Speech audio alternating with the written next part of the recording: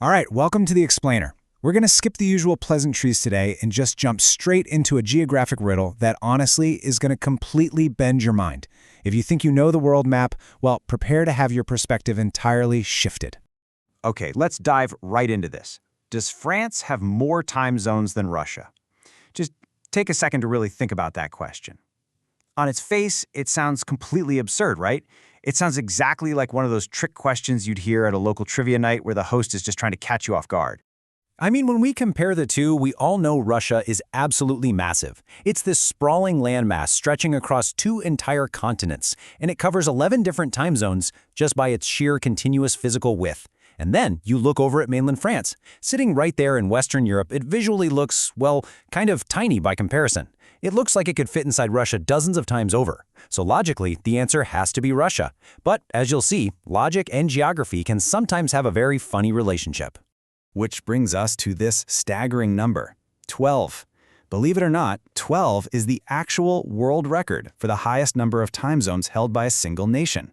And that title, incredibly, belongs to France. Not Russia, France. I know, it feels like total cognitive dissonance looking at that number. How on earth does a country that looks that small on a standard European map hold this massive global record? Well, the secret lies completely hidden in its history and comes down to its overseas territories. See, mainland France itself actually only uses one single time zone. But France is a whole lot more than just that familiar hexagonal shape in Europe. Under French jurisdiction are regions scattered all across the globe. They're physically separated from the mainland by vast oceans, but they are completely part of the French nation. To see how they pull this off, you really just have to look at their geographic spread. You've got French Guiana way over in South America. You've got territories scattered throughout the Caribbean islands. Keep moving east and boom, you hit the Indian Ocean islands. Travel further still to the far reaches of the Pacific and you find French Polynesia, including islands like Tahiti. Because of these distant, scattered regions, the French clock is quite literally always ticking somewhere. When someone is sitting down to enjoy a morning croissant in Paris, it's already late at night on a dark beach in Tahiti. The sun truly never sets on France.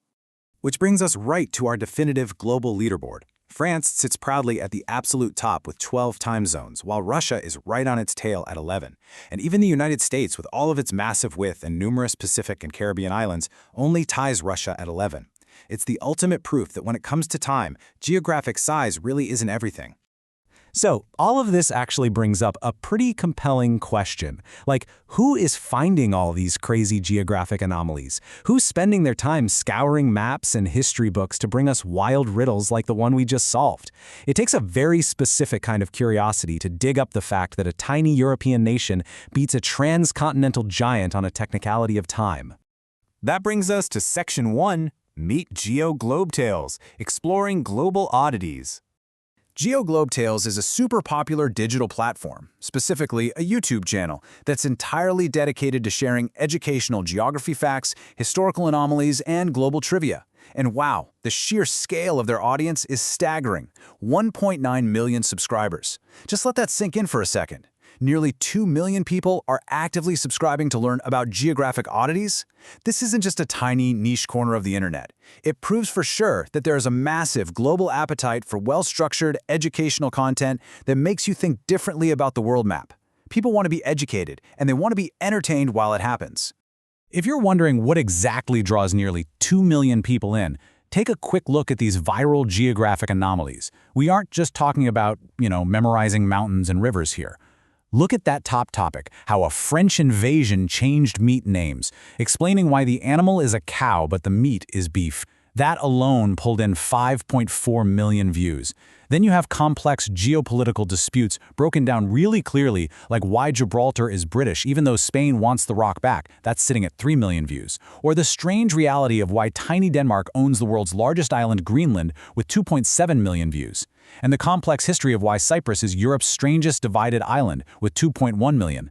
The channel takes these dense, sometimes politically tense or historically complex topics and neutrally maps them out so the viewer can simply understand why the world looks the way it does.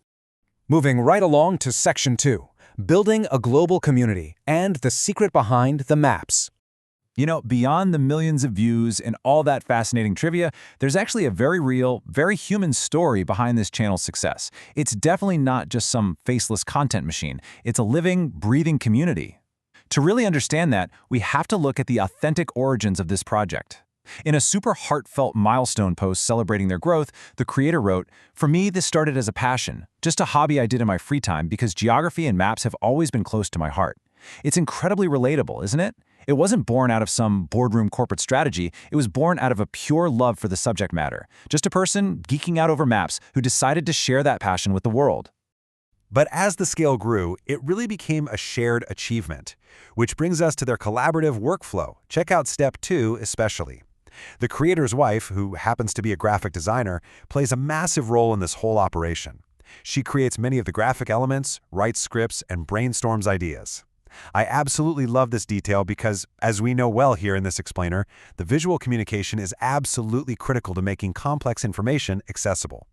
It's a genuine family team effort, translating this passion into a format the world can easily digest. But the really crucial point here is how this dynamic extends to you, the audience. Your critical comments and fact-checking are exactly what drives the ongoing evolution and improvement of the content. When you're dealing with complex history and geography, accuracy is just absolutely paramount. The creator even noted that this community feedback inspires a strong sense of responsibility to earn the audience's trust. It's a beautiful feedback loop, really. The creator shares a map, the audience analyzes it, and the content gets sharper and more accurate every single time.